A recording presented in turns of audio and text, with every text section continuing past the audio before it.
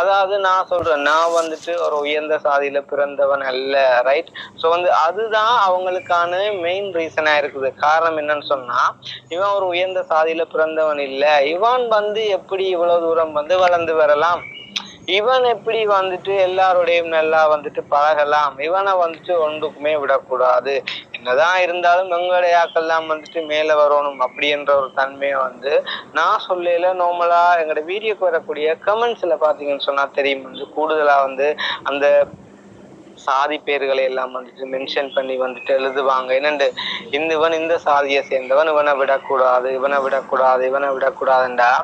நான் கேட்கிறேன் வந்துட்டு, இன்றைக்கு இந்த வீடியோ பார்க்குற நீங்க வந்து ஒரு உயர்ந்த சாதியில இருந்து பாக்குறீங்க அப்படின்னு சொன்னா, அந்த உயர்ந்த சாதி என்றது உங்களுடைய ஒரு திறமையால உருவாக்கப்பட்ட உண்டா? இல்ல, நீங்க பிறக்கும் போது உங்களோட கருவுல உங்களோட அம்மாண்ட வயிற்றுல நீங்க இருக்கும்போது உங்களுக்கே தெரியாது வந்து நீங்க என்ன சாதின்னு சொல்லி, நீங்க பிறந்து வெளியில வந்து உங்களோட அம்மா அப்பா வந்து சொல்லி தரும்போது தான் நீங்க உங்களுக்கே வந்துட்டு அறிய வருது நீங்க என்ன சாதி அப்படின்ற ஒரு விஷயம் வந்து. இந்த கையெடுத்து நீங்க வெட்டி பாத்தீங்க அப்படின்னு சொன்னா வந்துட்டு எல்லாருக்குமே வந்து வரக்கூடிய ரத்தம் வந்து சிவப்பா தான் இருக்கும். பிறக்கிற எல்லாரும் ஒரு நாள் வந்து மண்ணுக்குள்ளதான் வந்து போகணும், அதுல எந்த விதமான மாற்றமுமே இல்லை. நாங்க வாழ போற இந்த வாழ்க்கை வந்து ஒரு குறுகிய காலத்து வாழ்க்கை.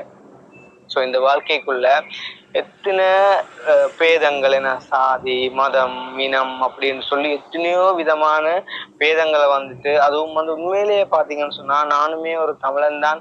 நான் தமிழன் சொல்லவே வந்து இந்த ஒரு டைம்ல நான் வெக்கப்படுற ஒரு விஷயம் வந்து, இன்னைக்கு அந்த சாதி அப்படின்ற ஒரு விஷயத்த ஸ்டில் இன்றைக்கு வரைக்கும் பாக்குறாங்க அப்படின்னு நினைக்கும் போது வந்து உண்மையிலேயே நான் வெக்கப்படுறேன். காரணம் என்னன்னு சொன்னா, இன்னைக்கு சிங்கள மக்கள் எடுத்துக்கொண்டீங்க அப்படின்னு சொன்னா, இன்னைக்கு வேறு வேறு ஆக்களை வந்து பாத்தீங்கன்னு சொன்னா அவங்க அது எல்லாத்தையுமே வந்துட்டு யாருமே பாக்குறது இல்லை. ஆனா இன்றைக்கு வரைக்கும் எங்களோட தமிழாக்கள்ல, அதுவும் நான் எல்லாரையும் சொல்லல, ஒரு குறிப்பிட்ட சில பேர் மட்டும் வந்து பாத்தீங்கன்னு சொன்னா இந்த சாதி என்ற ஒரு விஷயத்த வந்துட்டு தூக்கி பிடிச்சு இதை குறிச்சு இந்த சாதியில பிறந்த ஒருவன் வந்துட்டு மேல வரக்கூடாது அப்படின்னு நினைச்சு வந்து இந்த ஒரு காரியத்தை செய்யறாங்க அப்படின்னு சொன்னா நீங்க அக்செப்ட் பண்றீங்களோ இல்லையோ எனக்கு தெரியாது.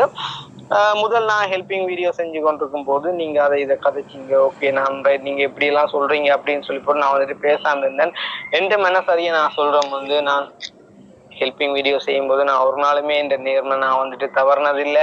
ஒரு ஆளுக்கு 48 லட்சம் வருதுன்னு சொன்னா 48 லட்சம் நான் அப்படியே கொண்டு போயிட்டு நான் கொடுத்துருக்கிறேன். நான் கொடுத்து போட்டு வாங்கினதும் இல்லை, நான் வந்துட்டு கமிஷன் கேட்டதும் இல்லை. வந்து அதை நீங்க அவங்களோட வீட்டையே நீங்க நேரடியாக வந்துட்டு ஊருக்கு போகும்போது வந்து விசாரிச்சீங்க அப்படின்னு சொன்னா அவங்களே வந்து சொல்லுவாங்க. ஸோ அப்படி வந்து நான் இருந்தேன். ஆனா அப்படி இருந்த என்னைய கூட வந்துட்டு இப்ப நான் சொல்லும்போது நம்பி இருக்க மாட்டீங்க, பட் ஸ்டில் இப்பயுமே வந்துட்டு மெசேஜ் கால் வந்து இப்போ வந்து